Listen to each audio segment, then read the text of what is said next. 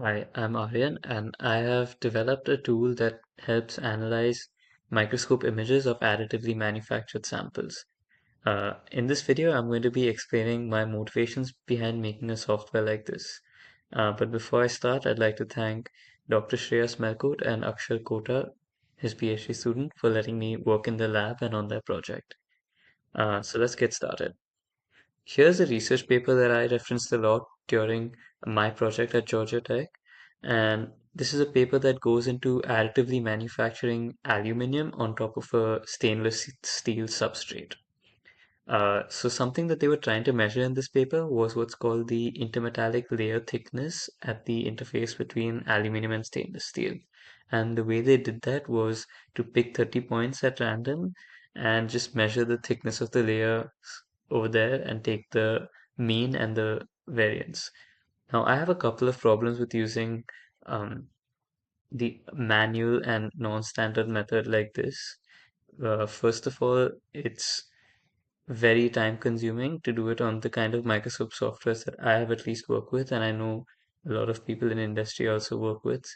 Um, B, it's kind of the uncertainty would likely be very high, and it's possible that you could get lucky or unlucky with certain samples.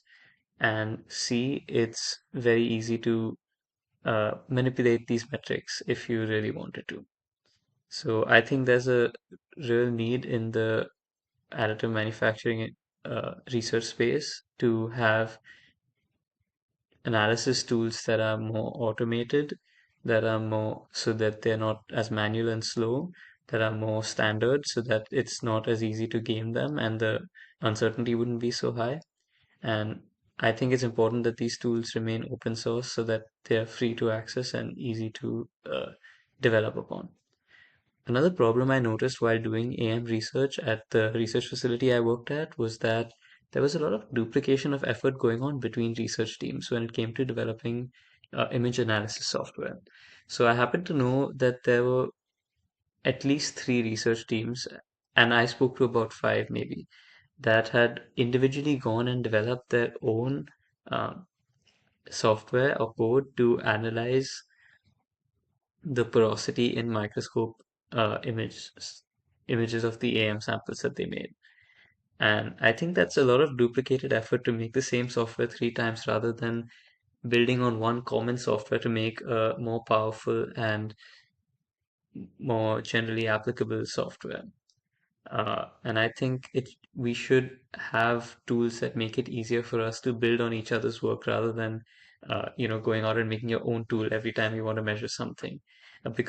Especially because when you want to make your own tool, there are a set of foundational steps that are common between all tools, like finding the scale bar or removing the substrate from an image. So I think it's fully possible to make a tool that makes it easy to build on each other's work rather than duplicating effort. So those are some of the problems I noticed in the AM research space, and I think my software solves both of these problems. So I'm looking forward to showing you that in the next video.